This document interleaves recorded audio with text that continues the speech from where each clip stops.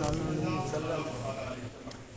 بزرگ دوستوں، سورۃ احزاب کی ایک آیت میں تلاوت کیا۔ یہ سورۃ احزاب 21ویں پارے سے شروع ہوتی ہے اور 22ویں پارے میں ختم ہوتی ہے۔ اس میں یہ بتایا گیا کہ حضور اکرم صلی اللہ تعالی علیہ وسلم کی زندگی آپ کے لیے بہترین نمونہ ہے، اور یہ بھی بتایا گیا کہ اجر ہے اس شخص کے لیے جو اللہ تبارک و تعالیٰ پہ یقین کرتا ہے اور آخرت کے دن پہ یقین کرتا ہے اور کثرت سے اس کا ذکر کرتا ہے۔ ایک بات اور کہ ایک بات مشہور ہو گئی اور اس مسجد میں نے دیکھا گیا ہے کہ ہر ایک نے یہاں پر اپنی جگہ فکس کر رکھی، جو جہاں بیٹھتا ہے وہیں بیٹھتا ہے۔ آپ یہ بتائیے کہ اگر فرض نماز پڑھ کر ہم دوسری جگہ چلے جاتے ہیں تو اس کے پیچھے لاجک کیا ہے؟ جگہ بدل دیتے ہیں، ایک قدم ہٹ جاتے ہیں، تو اس کے پیچھے لاجک کیا ہے؟ اس کے پیچھے لاجک یہ ہے کہ جتنی جگہ سجدہ کرو تو قیامت کے دن وہ زمین بھی آپ کے حق میں گواہی دے گی۔ تو اس بات کو فقہاء کرام نے منع کیا ہے کہ آپ ایک مخصوص جگہ بنا لیں وہی بیٹھیں۔ تو آپ لوگ جگہ بدل بدل کے بیٹھیا کیجیے۔ اور مجھ کو کبھی یہ لگتا ہے کہ تھوڑا تقریر کا جب میں خطاب کرتا ہوں تو مجھے یہ لگتا ہے کہ لوگ کم ہیں، لیکن یہاں لوگ بہت زیادہ ہوتے ہیں۔ لیکن آپ لوگ ایک وہاں بیٹھے رہتے ہیں، ایک وہاں بیٹھے رہتے ہیں، اور آپ لوگ یہاں پر ہو جائیں تو پھر کسی کی ضرورت نہیں، آپ ہی لوگ تقریر سنانے کے لیے کافی۔ دوسری بات یہ، ایک بات مشہور کر دی گئی کہ امام کے دائیں جانب جو کھڑا رہے گا اس کو زیادہ ثواب ملے گا۔ یہ بات صحیح ہو سکتی ہے، لیکن اس سے بھی زیادہ صحیح بات یہ ہے کہ جو امام کے جتنے نزدیک کھڑا ہوگا اس کو اتنا زیادہ ثواب ملے گا۔ تو امام کی نزدیک ہے اپنا، آپ بہت ہی دور ہو اس میں تو پھر وہ اجر و ثواب نہیں ملتا۔ بات یہ ہے کہ حضور اکرم صلی اللہ تعالیٰ علیہ وسلم کی زندگی ہمارے لیے بہترین رہنما ہے، اور اللہ تبارک و تعالیٰ پہ جو یقین رکھتا ہے اور اس کا ذکر کرتا ہے، وہ کثرت سے اس کو یاد کرتا ہے، اس کے لیے اجر و ثواب ہے۔ کیونکہ بغیر سیرت النبی سمجھے آپ قرآن کو نہیں سمجھ سکتے۔ اس لیے کوئی ہم سے کہتا ہے کہ تفسیر کی سب سے بہترین کتاب کون سی ہے قاضی صاحب؟ تو میں اس کو یہ کہتا ہوں کہ اگر آپ کو تفسیر کی سب سے بہترین کتاب پڑھنا ہے تو سیرت النبی پڑھ لیں، اور کسی کو سیرت النبی کی سب سے اچھی کتاب پڑھنا ہے، سیرت صحابہ کی سب سے اچھی کتاب پڑھنا ہے، تو وہ قرآن مجید کو پڑھنا ہے۔ کیونکہ قرآن مجید میں وہی حضور حضرت عائشہ حدیث بھی منقول ہے، حضرت عائشہ صدیقہ رضی اللہ تعالیٰ عنہ نے سے مروی ہے کہ ان سے ایک شخص نے سوال کیا کہ حضور صلی اللہ تعالیٰ علیہ وسلم کا اخلاق کیا تھا؟ تو حضرت عائشہ صدیقہ رضی اللہ تعالیٰ عنہ نے بڑا اس سے پوچھا کہ کیا آپ قرآن نہیں پڑھتے؟ بولا ہم قرآن تو پڑھتے ہیں، ہم تو ان کی اخلاق کی بات کر رہے ہیں۔ بولا حضور صلی اللہ علیہ وسلم کا اخلاق وہی تھا جو اللہ تبارک و تعالیٰ نے قرآن میں بتایا، وہی کیا حضور پاک صلی اللہ تعالیٰ علیہ وسلم نے جو قرآن میں بتایا گیا۔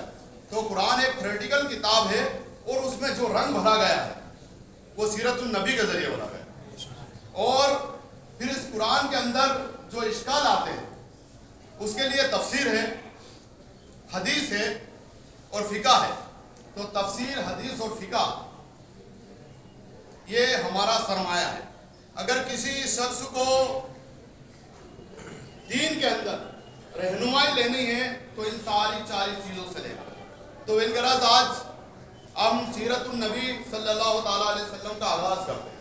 بلند آواز سے بول دیجیے سبحان اللہ۔ بڑا میٹر ہے نہیں، آپ لوگ خاموش بیٹھ کے کام چلے گا نہیں۔ جب بھی حضور پاک صلی اللہ تعالیٰ علیہ وسلم کا ذکر ہوگا تو ہم زور سے کیا بولیں گے؟ سبحان اللہ۔ اور اب ہوتا تو یہ ہے کہ کچھ بیک گراؤنڈ بتایا جائے کہ کیا تھا، تو وہ میں بیک گراؤنڈ بتاؤں گا۔ حضور پاک صلی اللہ تعالیٰ علیہ وسلم جب 40 سال کے بعد نبوت کا اعلان کریں گے، اس وقت حالات کیا تھے وہ بیک گراؤنڈ میں بتاؤں گا۔ آج ہم صرف اس کو آغاز کر رہے ہیں تو ہم 3-4 سوالوں کا جواب اس میں تلاش जो हर वक्त लोग हर मौके पर, आप लोगों में तो नहीं, कुछ बड़े अक्लमंद लोग और कुछ दानिश्वर लोग और कुछ गैर मजहबी लोग भी इस सवाल को उठाते हैं। वो सवाल क्या है कि हुजूर पाक 4 सवाल हैं। पहले आप 4 सवाल सुन लेंगे, वो 4 सवाल क्या हैं। पहले तो हम ये करेंगे कि हज्जुल विदा के मौके पर हुजूर पाक सल्लल्लाहु अलैहि वसल्लम ने, आप जानते हैं कि 100 ऊँटों की कुर्बानी दी। तो जब भी ये हदीस और ये सुन्नत सामने आती है कि एक शख्स 100 ऊँटों की कुर्बानी कर रहा है, तो उसके पीछे वजह क्या है, लॉजिक क्या है। जब ये बात आती है हर कोई देखता है। दूसरा सवाल ये है कि जो हुजूर पाक सल्लल्लाहु अलैहि वसल्लम के दादा हैं अब्दुल मुत्तलिब, तो अब्दुल मुत्तलिब नाम उनका कैसे पड़ा? क्योंकि अरबी लुगत में ये नाम आता है मुत्तलिब का बंदा। तो मुसलमान तो अल्लाह का बंदा होता है, अब्दुल रहमान होता है, अब्दुल अजीज होता है, अब्दुल्ला होता है, तो ये अब्दुल मुत्तलिब कैसे हो गए? तीसरा सवाल ये होता है कि हुजूर पाक सल्लल्लाहु अलैहि वसल्लम ने इरशाद फरमाया कि मैं 2 ज़बी का बेटा हूँ। ये 2 ज़बी से मुराद क्या है? चौथा सवाल ये है जो आज तक आपके नॉलेज में नहीं आया कि ये खाना काबा के अंदर 360 बुत आखिर कब और कैसे आ गए? क्योंकि हजरत इब्राहिम अलैहिस्सलाम ने जो तौहीद का मरकज बनाया था खाना काबा को, तो ये 360 बुत कैसे आ गए? तो उसमें ये बात हुई कि हजरत ये जो जजीरा नुमा अरब है, इसके अंदर सबसे पहला कदम हजरत आदम अलैहिस्सलाम ने रखा। उसके बाद हजरत इब्राहिम अलैहिस्सलाम वहाँ पर गए और अपने शीरखार बच्चे को और अपनी बीवी को वहाँ पर छोड़ के आए। और इधर ज़्यादा मौजूदात की तरफ नहीं जाऊँगा। और ये सीरतुन नबी आप लोग यहाँ बैठे हैं, एक बात और सुन लें, इंशाअल्लाह रहमान मैं चाहता हूँ कि ये 20 या 25 से शुरू हो जाए, 1:20 या 25 से शुरू हो जाए और जो अपना वक्त है वहाँ तक चलते रहे। तो आप लोग मेहरबानी करके कम से कम 1:30 बजे तक 1:25 तक तो आने की कोशिश करें। आप अगर ये सीरतुन नबी समझ लेंगे तो ही आप सही ढंग से दीन को समझ पाएंगे। आप लाख तकरीर सुन ले, मैंने काब इब्न मालिक रज़ियल्लाहु ताला अन्हु का वाक़या सुनाया था, वो वाक़या सुनाने के बाद मुझे ये बात पक्की यकीन हो गई कि अब तो सीरतुन नबी सुनाना ही पड़ेगा। काब इब्न मालिक का वाक़या सुनकर आदमी, जब काब इब्न मालिक को ही नहीं जानता है, जब तक वो हुजूर पाक सल्लल्लाहु अलैहि वसल्लम को नहीं जानेगा, वो सहाबा इकराम की जिंदगी से भी वाबस्ता नहीं हो सकता, वो इस्लाम की कुर्बानियों से भी वाबस्ता नहीं हो सकता। तो जजीरा नुमा अरब में सबसे पहला कदम आदम अलैहिस्सलाम के बाद इब्राहिम अलैहिस्सलाम ने रखा। और जब हजरत इब्राहिम अलैहिस्सलाम ने वहाँ पर कदम रखा तो उनके हजरत इस्माइल अलैहिस्सलाम की एड़ी से जो पानी का चश्मा जारी हुआ, आप लोग सब जानते हैं। तो वहाँ पर एक कबीला आबाद हो गया, उस कबीले का नाम था जुर्हम। जुर्हम कबीला वहाँ पर आबाद हो गया। और जुर्हम कबीला जब वहाँ पर आबाद हुआ तो हजरत इस्माइल अलैहिस्सलाम और जुर्हम कबीला एक साथ वहाँ पर रहते थे। और हजरत इस्माइल अलैहिस्सलाम जब बड़े हुए तो जुर्हम कबीले के सरदार की एक लड़की से उन्होंने निकाह किया। और निकाह करने के बाद वो उस कबीले में फलते फूलते रहे। लेकिन कुछ अरसे बाद ये हुआ कि वहाँ पर एक और कबीला आया, कबीला खुज़ैमा। उसने वहाँ पर अटैक कर दिया खाने काबा के वहाँ पर। और ये कबीला जुर्हम था, इसको वहाँ से हरा के भगा दिया। जब ये कबीला वहाँ से हरा के भगाया तो तकरीबन 250 साल तक उस जजीरे नुमा अरब पर कबीला खुज़ैमा की हुकूमत रही। इस बीच क्या हुआ कि एक शख्स था, उस शख्स का नाम था अम्र बिन लुबैय। इसके बारे में एक हदीस भी आई। यही वही शख्स था जिसने बुत परस्ती का वहाँ पर इजाद किया। इसका नाम था अम्र बिन लुबैय। अम्र बिन लुबैय ने करा कि शाम में गया और शाम में जाकर इसने एक बुत लेकर आया और उसको खाना काबा में रख दिया। लोगों ने जब एतराज किया कि भैया तुम यहाँ पर बुत क्यों रख रहे हो, तो उसने क्या उसने वो बताया कि ये बहुत बहुत काम की चीज़ है। ये काम की चीज़ ऐसी है कि जब भी कोई बड़ी मुसीबत आएगी तो तुम इसके जरिए अल्लाह से मांगोगे तो अल्लाह पूरी कर देगा। उसने वहाँ पर इस तरह वहाँ पर और आजमाइश के तौर पर अल्लाह तबारक व तआला ने 1-2 दुआ कबूल कर ली।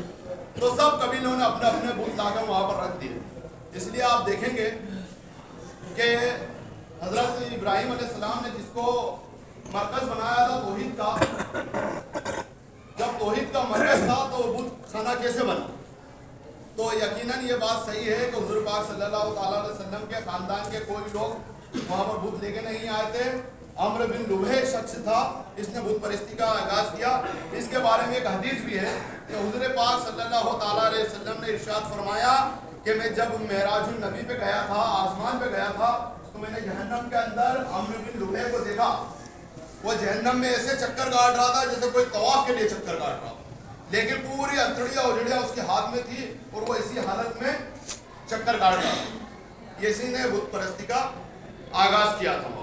اس کے بعد حضور پاک صلی اللہ تعالیٰ علیہ وسلم کے ایک دادا تھے، ان کو اللہ تبارک و تعالیٰ نے توفیق دی تو انہوں نے کہا کہ ہم لوگ جزیرہ عرب کے آس پاس رہتے ہیں، وہ جب جزیرہ عرب کے آس پاس رہتے ہیں تو کیوں نہ ہم سب اکٹھا ہو کر ایک قبیلہ خلزم کے خلاف حملہ کریں. وہ وہاں پر آئے، قبیلہ خلزم کو وہاں پر سے مار کر بھگا دیا اور واپس حکومت آ گئی قبیلہ جرہم کی اور اسماعیل علیہ السلام. لیکن یہ قبیلہ جرہم والے جب جا رہے تھے وہاں سے تو جاتے جاتے یہ آب زمزم کو بند کر کے چلے گئے، اس کو پاٹ دیا، اپنے ہتھیار اور سامان وغیرہ سب وہاں پر ڈال دیا. جب یہ لوگ واپس آئے اور واپس قبیلہ خلزم وہاں پر آباد ہو گیا تو اللہ تبارک و تعالیٰ کی منشا ہوئی کہ آب زمزم کو واپس سے نکالا جائے. تو اس کے لیے عبد المطلب کو خواب دیا گیا اور عبد المطلب کو خواب دیا گیا کہ آب زمزم کو کھودو. تو ان کو کچھ سمجھ میں نہیں آیا کہ آب زمزم کو کھودو. پھر دوسرے روز عبد المطلب کو خواب آیا کہ آب زمزم کو کھودو خون اور گوبر کے بیچ. پھر بھی آپ کو سمجھ میں نہیں آیا کہ کیا کیا جائے، خون اور گوبر کے بیچ آب زمزم کو کھودو. تیسرے دن خواب آیا کہ آب زمزم کو کھودو خون اور گوبر کے اور چیٹیوں کے چھتے کے بیچ. تو کافی پریشان ہو گئے، انہوں نے اپنے ساتھی ہم ساتھیوں کو لے کے گرے چلو چلتے ہیں کیا ہے، آب زمزم کو کھودو وغیرہ یہ وغیرہ. تو وہاں گئے، کچھ دور پہ جا کے دیکھا تو گوبر بھی پڑا تھا، خون بھی پڑا تھا. بولا ارے یہ تو مجھے خواب میں نظر آیا، یعنی کوئی قافلہ گزرا ہوگا وہاں سے، اس نے کسی نے کوئی جانور ذبح کیا ہوگا تو خون بھی پڑا تھا گوبر بھی پڑا تھا. تھوڑی بڑی نظر دوڑائی تو وہاں پر چیٹیوں کا چھتا بھی نظر آیا. بولا اچھا تو یہ خواب میں ہمارے کو نظر آ رہا تھا. تو وہاں پر انہوں نے عبد المطلب نے کھودا. اب دھیرے دھیرے کھود رہے تھے تو وہ جو قبیلہ جرہم کے جو لوگ تھے، وہ قبیلہ جرہم کے لوگ وہاں پر جو ڈال کے گئے تھے ہتھیار و سونا وغیرہ سب، وہ دھیرے دھیرے باہر آ، ساری بھیڑ لگ گئی. بولا ہم بھی شیئر کریں گے، ہم بھی کھودیں گے، ہم بھی دیں گے. عبد المطلب نے کہا نہیں، مجھے خواب آیا ہے، میں ہی کھودوں گا اور میں ہی اس کو رکھوں گا. لیکن عبد المطلب بہادر تو بہت تھے لیکن وہ سنگل تھے وہیں. لیکن لوگ حاوی ہو گئے، سب لوگ کھودنے لگ گئے، سب نے ڈسٹریبیوٹ کر لیا. آب زمزم باہر نکل گیا اور صاحب سب کو جنت کا پانی واپس ملا. حضور پاک صلی اللہ تعالیٰ علیہ وسلم نے ارشاد فرمایا کہ دنیا کے اندر جتنے بھی پانی ہیں وہ سب سے بہترین پانی جو ہے وہ آب زمزم. اس میں پیاسے کے لیے پانی ہے، بھوکے کے لیے غذا ہے اور بیمارے کے لیے شفا ہے. سب سے بہترین پانی وہ آب زمزم باہر آ گیا. تو وہاں پر مطلب کو احساس ہوا کہ کاش ہمارے 10 بیٹے ہوتے، 8-10 بیٹے ہوتے تو آج ہم ان کو نپٹ لیتے. تو انہوں نے وہاں پر اللہ سے دعا مانگی کہ اللہ اگر تو مجھے 10 بیٹے دے گا تو ایک بیٹا میں اللہ کی راہ میں قربان کر دوں. اللہ تبارک و جس سچے دل سے دعا مانگی تھی، اللہ تبارک و تعالیٰ کا احسان ہوا، لگاتار 10 بیٹے پیدا ہوئے اور سارے فیس کرنے لائق ہو گئے، بڑے ہو گئے. جب وہ بڑے ہو گئے تو سب لوگوں کو بٹھایا. اب عرب میں ساری برائیوں کے بعد ایک بات بہت اچھی ہے کہ وعدے کے پکے تھے. ایک بار کسی سے وعدہ کر لیا تو اپنی جان دے دیں گے لیکن وعدہ نہیں توڑیں گے. تو وہاں پر انہوں نے سب کو بٹھایا کہ بیٹا پیدا ہونے سے پہلے میں نے یہ بولا تھا کہ اگر تم لوگ پیدا ہو گئے تو میں ایک بچے کو اللہ کی راہ میں قربان کروں گا. تو اب بتائیں کس کو قربان ہو؟ تو سب خاموش، کس کو قربان کریں؟ بولا ایک کام کیا جائے، کیوں نہ فال نکال لی جائے. جب فال نکالی گئی تو عبداللہ کی طرف آیا. 1-2 منٹ میں ختم کریں گے انشاءاللہ، اگلی بار سے کنٹینیوس کریں گے. جب فال نکالی تو عبداللہ کی طرف آیا تو کافی وہ ہو گیا، اس میں پرابلم ہو گئی. تو عبد المطلب جب اس کو لے کے جانے لگے مینا کی طرف قربان کرنے کے لیے تو لوگوں نے کہا کہ نہیں نہیں ان کو قربان مت کرو. تو جو ابو طالب تھے وہ بھی آ گئے. بولا نہیں، ان کے بڑے بھائی تھے تو وہ بھی آ گئے، نہیں قربان مت کرو. تو ایک دانشمند عورت تھی، ان کے پاس لے کے گئے کہ آپ کچھ رائے دیجیے. تو انہوں نے کہا کہ عبد المطلب کو، عبداللہ کو ایک سائڈ کھڑا کیجیے اور ایک سائڈ 10 اونٹ رکھیے اور ایک تیر چلائیے. اگر تیر ادھر گرتا ہے تو 10 اونٹ اور بڑھا دیجیے اور اگر یہ ادھر گرتا ہے تو 10 اونٹ کو قربان کر دیجیے تو یہ بچہ آزاد ہو جائے گا. تو ادھر کھڑا کیا. عبد المطلب تو بہت پیسے والے تھے बहुत खानदान वाले थे। इधर अब्दुल्ला को खड़ा किया गया और इधर 10 ऊँट रखे गए। जब 10 ऊँट रखे गए तो तीर चलाया तो वो अब्दुल्ला की तरफ कर चलिए, फिर 10 बढ़ाए, फिर चलाया, फिर इधर गिर गया 20, फिर चलाया तो फिर 30, फिर 40, 50। गरज ये हुआ कि 10 बार तीर अब्दुल्ला की तरफ गिरा। अब्दुल मुत्तलिब बढ़ाते चले गए, 11वीं बार तीर ऊँट की तरफ गिरा तो उन्होंने कहा कि ये 100 ऊँट को कुर्बान कर दीजिए, यहाँ पर गरीब खाए या जानवर खाए, इस चीज़ को हम हाथ नहीं लगाएंगे क्योंकि ये मन्नत के ऊँट है। इस तरह 100 ऊँट देकर अब्दुल्ला को छुड़ा गया और हजरत अब्दुल्ला हुजूर अकरम सल्लल्लाहु ताला अलैहि वसल्लम के वालिद हैं। हजरत अब्दुल्ला हुजूर पाक सल्लल्लाहु ताला अलैहि वसल्लम के वालिद। ये सवाल नंबर 1 था। और सवाल नंबर 2 ये था कि हुजूर पाक सल्लल्लाहु ताला अलैहि वसल्लम इरशाद फरमाते कि मैं 2 ज़बियों का बेटा हूँ। तो वो कैसा हल हुआ? वो ऐसा हल हुआ कि एक तो इस्माइल अलैहिस्सलाम जन्नत का दुम्बा लाकर उनको छुड़वाया गया था और एक हजरत अब्दुल्ला, इनको 100 ऊँटों की कुर्बानी करके छुड़ाया गया। इस वजह से हुजूर पाक सल्लल्लाहु अलैहि वसल्लम इरशाद फरमाते हैं कि मैं 2 ज़बियों का बेटा था। मोहतरम बुजुर्ग दोस्तों, तवील और लगातार चलने वाली, पिछली बार तो जुमा है और उर्स मुबारक भी है, और इस उर्स मुबारक में भी हम देखते हैं कि पूरे प्रदेश के लोग यहाँ पर आते हैं और अपना अपना हिस्सा लेते हैं। और सबसे अच्छी बात ये रहती है कि इस मुबारक मौके पर पूरी मस्जिद और बाहर तक खचाखच भर दी जाती है। आस्तान आलिया की पुताई भी हो जाती है, कब्रस्तान की भी पुताई हो जाती है, वो पूरा साफ सूफ हो जाता है। तो यकीनन जब ये होता है तो खर्चा भी होता है। तो कोई मुकर्रर आएगा ही सही पिछली बार, तो चंदा भी करेगा, तो पिछली बार तो नहीं हो पाएगी। इसके बाद इंशाअल्लाह रहमान इसको कंटिन्यूस करेंगे। बस इतना ही कहना चाहता हूँ कि तेरी निगाह से जलवे भी मेहरो माह बने, गदाओ के सरो सामा जहाँ पनाह बने। हुजूर ही के करम से मुझे तसल्ली थी, हुजूर ही मेरे हम में मेरी पनाह बने, की जलवागाह बने। जहाँ जहाँ से वो गुजरे, जहाँ जहाँ पहुँचे, कदमों ने उनके ख्वाब को कुंदन बना दिया। वो जो न थे तो कुछ न था, वो जो न हो तो कुछ न हो, जान है वो जहान की, जान है तो जहान। सुभान अल्लाह।